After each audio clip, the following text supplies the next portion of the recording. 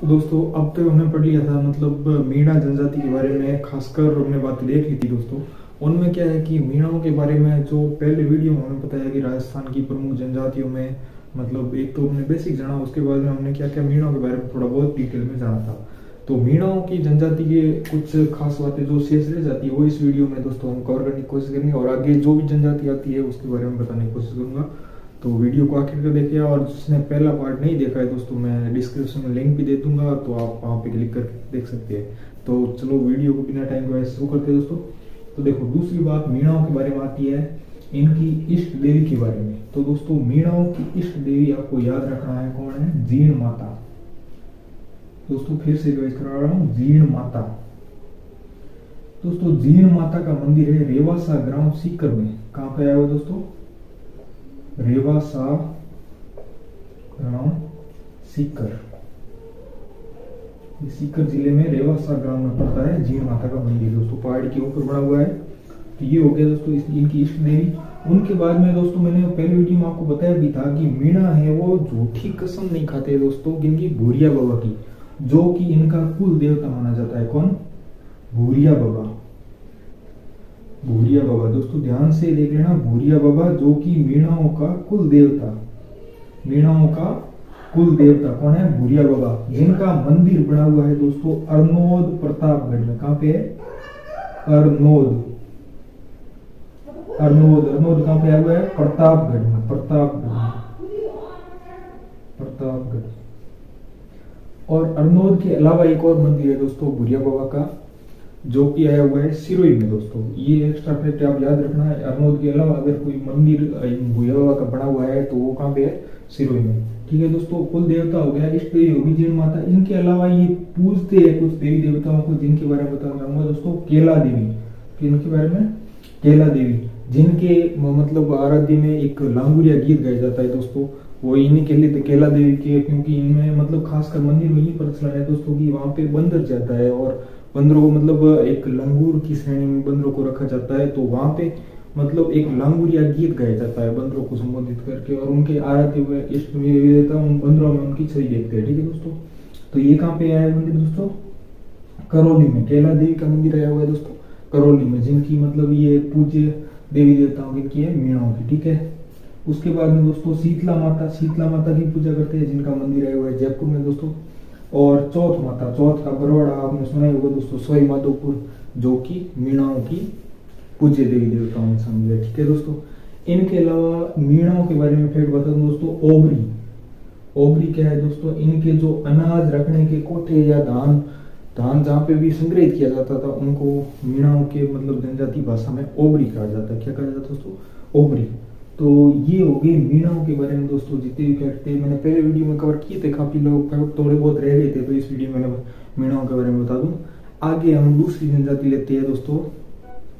तो दोस्तों मीणाओं के बाद में खासकर जो कंपटीशन में एग्जाम में पूछे जाने वाला सवाल जनजातियों के बारे में है, वो दोस्तों जनजाति दूसरे नंबर आती है सांसी। कौन है, सांसी। अब सांसी कहाँ पे रहते हैं, पहले तो ये जैसे कि मीणाओं को हमने जाना कि जयपुर में रहते हैं, दूसरी तरह से सांसी से खासकर रहते हैं दोस्तों भरतपुर और झुंझुनू में। कहाँ पे रहते हैं दोस्तों, भरतपुर और झुंझुनू में। अब इनके बारे में दो तीन मतलब इनकी रस्में हैं जो कि खासकर प्रचलित होती है, और उस वजह से ये एग्जाम में दोस्तों क्वेश्चन में उठ जाता है। एक इनका विवाह बहुत ही प्रचलित रहता है, क्योंकि इनमें विवाह की रस्म सबसे अनोखी दोस्तों। इनमें क्या करते हैं कि मतलब जो एक नारियल जो बोलते हैं कि मतलब एक यहाँ पे ये खंभा गाड़ देते हैं, उसके ऊपर यहाँ पे एक नारियल ऊपर लटका देते हैं। बाद में इनमें एक मेला आयोजित किया जाता है कि जो भी मतलब अपना शौर्य प्रक्रम दिखाना चाहता है वो यहाँ पे ये खंभा चढ़ के, यहाँ से खंभे को चढ़ के नारियल उतारेगा। उसके साथ में जहाँ पे घेरा बना के कुंवारी लड़कियों को खड़ा किया जाता है दोस्तों इनकी जो जनजाति की, तो वहां पे उनमें से मन पसंद जो भी वो नारियल चढ़ने वाला अपनी मनपसंद लड़की से शादी कर सकता है दोस्तों। ये इनकी मतलब एक रिवाज है दोस्तों। तो होता क्या है, यहाँ पे घेरा बना देती है कुंवारी लड़कियों का, और वो उनके हाथों में कोड़े रहते हैं दोस्तों मारने के लिए उनको, कि उनको नारियल लेने के लिए जब चढ़ता है तो उस पर कोड़े बसाए जाते हैं। कोड़े मतलब एक तरह से मारने के लिए छड़ी टाइप होती है, तो उससे इनको मारा जाता है। फिर भी वो अगर कोई मतलब शौर्य अपना दिखाकर यहाँ से चढ़ के अगर नारियल तोड़ के नीचे आ जाता है, मतलब वहां पे बांधा हुआ होता है तो बाल खोल के नीचे आ जाता है, तो उसको मनपसंद विवाह का अवसर दिया जाता है दोस्तों। ये इनके विवाह की सबसे बड़ी रस्म मानी जाती है। तो ये नारियल का खंबा होता है, मतलब ये खंबा खोया जाता है, उसके ऊपर नारियल बांध दिया जाता है। तो ये विवाह की प्रचलित रस्म है। और इनमें क्या होता है कि ये कुकड़ी रस्म है दोस्तों। जो नाम क्या है, इनमें चरित्र की परीक्षा ली जाती है। जो मतलब कुंवारी लड़कियों के चरित्र की परीक्षा की जाती है मीणाओं जनजातियों में, उनको उसकी रस्म को बोलते हैं मतलब कुकड़ी रस्म। क्या है कुकड़ी रस्म दोस्तों?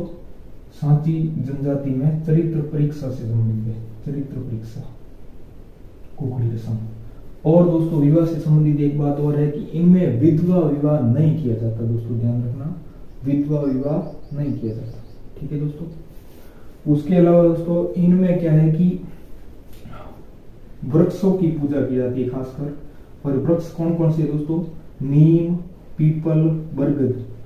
नीम, पीपल और बरगद दोस्तों ध्यान से सुन लेना। इन वृक्षों की खासकर इन सांची जनजाति में पूजा की जाती है।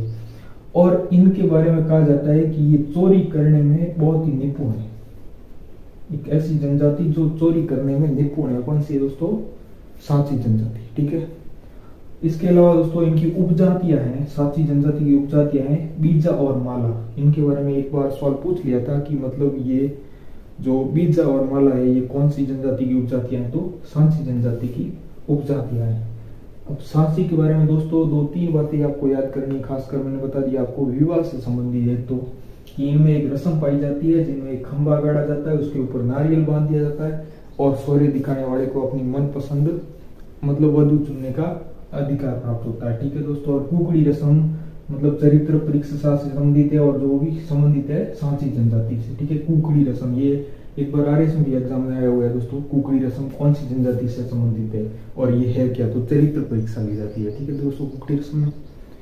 अब इसके अलावा जनजाति दोस्तों अगली बढ़ते आती है, अगली जनजाति भील। अब दोस्तों इसके बारे में हमने शुरुआत में जाना ही था कि सबसे प्राचीन जनजाति दोस्तों कौन सी है? भील है, जो कि सर्वाधिक निवास करती है दोस्तों उदयपुर जिले में। कौन से जिले में? उदयपुर जिले में, ठीक है। ये 2 फैक्ट होने के बाद में ये बेसिक फैक्ट है दोस्तों याद होनी चाहिए। उसके बाद में भाई भील है वो कहाँ से आए, इनकी उत्पत्ति के बारे में क्या जाना जाता है हमें? तो दोस्तों भील शब्द को द्राविड़ भाषा के बील शब्द से बना जाता है। कौन सी भाषा दोस्तों? द्राविड़ भाषा की एक शब्द है बील शब्द, बील, उससे उत्पत्ति मानी जाती है भीलों की।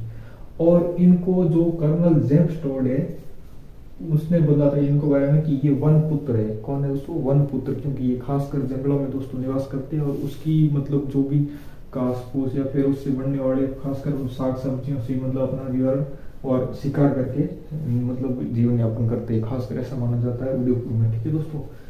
तो ये 2-3 फैक्ट हो गए। उसके दोस्तों बाद में ये केसरियानाथ इनके पूज्य देवताओं में दोस्तों गिने जाते हैं। और केसरियानाथ या ऋषभ देव का मंदिर दोस्तों उदयपुर में है, जिसमें मतलब इनमें मान्यता ये है कि इनकी चढ़ी खीर, ध्यान से दोस्तों सुन लेना, इनको जो खीर चढ़ाई जाती है ऋषभ देव जी की, उसको खाकर ये झूठी कसम नहीं खाते दोस्तों। मीणाओं के बारे में मैंने आपको एक बात बताई कि ये भोलिया बाबा की कसम नहीं खाते झूठी। और भीलों के बारे में दोस्तों बता दूं कि जो ये ऋषभ देव जी की खीर चढ़ी हुई होती है उसको खाकर ये कभी भी झूठ नहीं बोलते, ठीक है दोस्तों।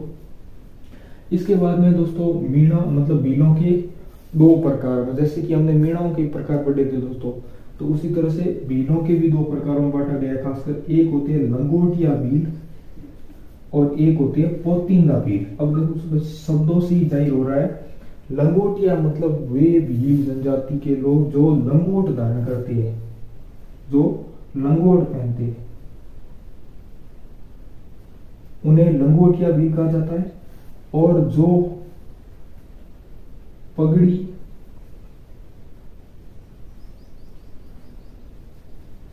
और धोती पहनते हैं, पगड़ी और धोती पहनते हैं, उन्हें पोतिंदा भील कहा जाता है। तो दोस्तों ये भीलों की बात मतलब 2 प्रकारों में बांटा जाता है इनको, जो लंगोट पहनने वाले उनको लंगोटिया और जो पगड़ी और मतलब जो धोती पहनते हैं उनको पोतिंदा भील कहा जाता है।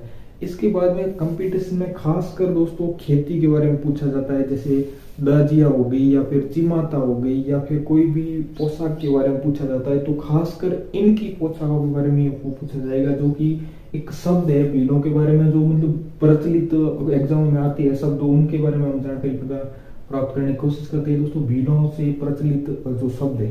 ठीक है दोस्तों, तो दोस्तों अब आ जाते हैं मतलब इनमें जो भीलों में प्रचलित शब्द है जो एग्जाम पूछे जाते हैं दोस्तों। सबसे पहला चिमाता।